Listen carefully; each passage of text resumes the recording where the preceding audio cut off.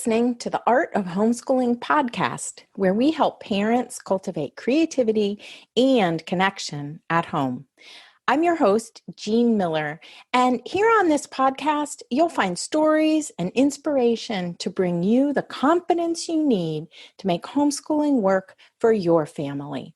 Let's begin.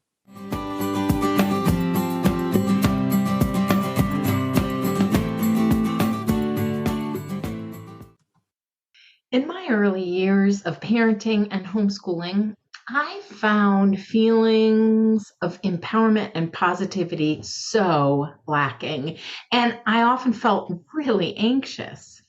I didn't know how to bring a sense of positive momentum into my days with my children. And I didn't know how to envision my homeschooling journey, to picture it, how it might play out, how I wanted it to play out.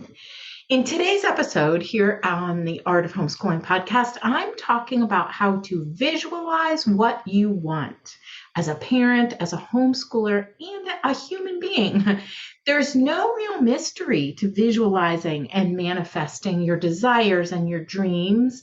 There is even science to describe how visualization works. Our mindset and personal growth provide the soil in which our children grow and thrive. This inner work is such a big part of homeschooling because it all really starts with us, right? With you, dear parent.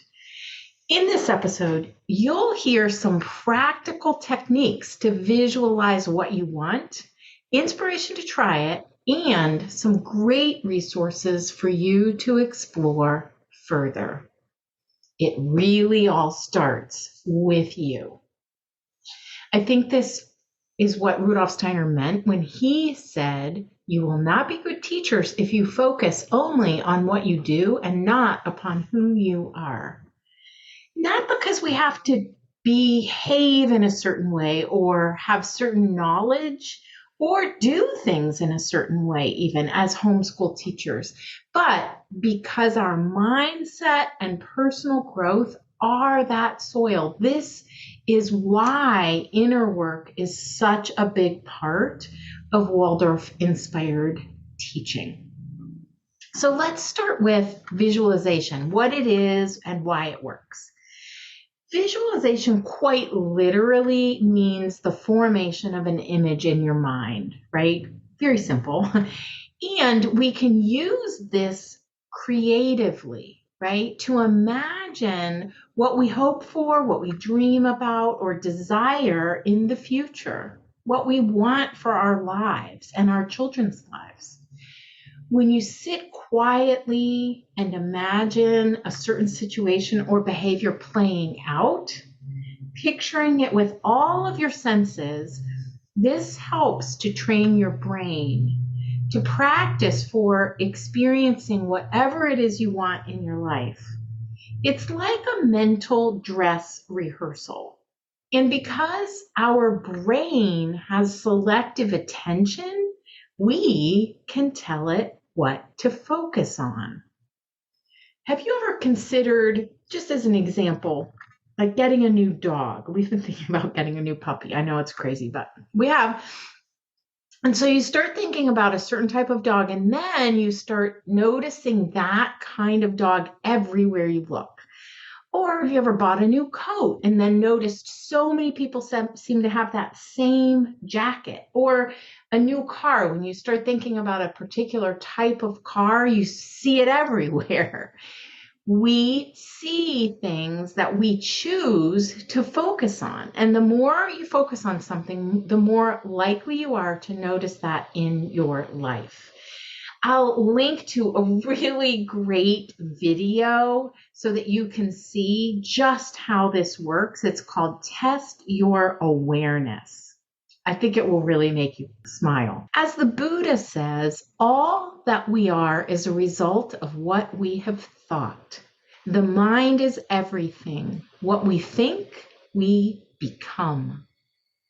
So here's how you can apply this to your own self-development and visualizing what you want. I want you to try this very simple 2-step best self exercise. So step 1, you get quiet, you close your eyes, and you picture yourself in a certain situation in the future. Visualize how you want that situation to turn out and identify how you feel. Step number 2 is write that down. That's it. You can check out a great article in Inc. magazine that describes studies done on this best self exercise and how it can improve your mood and your outlook on the future. Visualization works. With homeschooling, as with life, the power of visualization comes from not holding too tightly to your vision. I love the phrase, hold tight loosely, thinking about our children. But it comes rather from allowing what you envision to boost your optimism and your positive outlook and your attraction to that particular outcome, which therefore manifests more positivity in your life. You can hold space for your homeschool journey to unfold as it will, while neither sitting idly by nor needing to force your vision to unfold in a very specific way. This is true empowerment, trust, and faith. It reminds me, this thought reminds me of a famous quote in Judaism that says, "You are not obligated to complete the work, but neither are you free to desist from it." To me, this means that we are not solely responsible to make each and everything in our lives happen a particular way to the desired outcome, but we must do our part. When exploring this power of visualization, or visualizing your homeschool and how you want it to go, also keep in mind that we want to see our children as being on his or her own path as well. As parents and educators, we serve as guides for our children, but they are becoming their own selves. They're growing into their own people. And learning to accept our children and our partners, I would say, for who they are and who they are becoming without judgment or trying to change them requires a huge amount of faith and trust. I also love this quote from Jamie York, who's a Waldorf teacher, and he's the founder of Jamie York Press. They publish math resources and offer an online math academy. And Jamie says, Waldorf education assumes the existence of a higher power and acknowledges that humans have a spiritual nature. As teachers, we guide our students along a path that allows them to establish their moral compass and eventually find their own destiny. With visualization, we can call on our powers of selective attention while at the same time inviting help from the spiritual world or a higher power. There's a tale of a sage of old who carried 2 quotes around in his pockets all day to remind him of this idea of doing what we can. One note says, "For my sake the world was created." And the other note says, "I am nothing but dust and ashes." We can take whichever note out is needed at any given time because sometimes we need to hear one and sometimes the other message. I got to experience this one year at a retreat for our congregation when Rabbi Jeff asked us, each of us, to write down these 2 quotes on paper and put one in our right pocket and the other in our left pocket. And then all weekend, we would stop at times throughout the day to think which one of these messages we needed to hear in that particular moment. We want to feel right-sized, I like to call it, not too full of ourselves or feeling overly responsible for everything, but also not so small or diminished that we feel helpless over any achievements or dreams we may have. This requires radical self-acceptance, I would say, and over time, you may come to see that your job as a homeschooling parent is to hold your vision and then let it unfold. When you visualize what you want, you allow that vision to infuse your home, your family atmosphere, and to generate connection, acceptance, and trust. This is how to hold the space and gather the light. Visualization goes hand in hand with the power of mantras and manifestos. A mantra can retrain your brain to focus on the positive or focus on what you want it to focus on.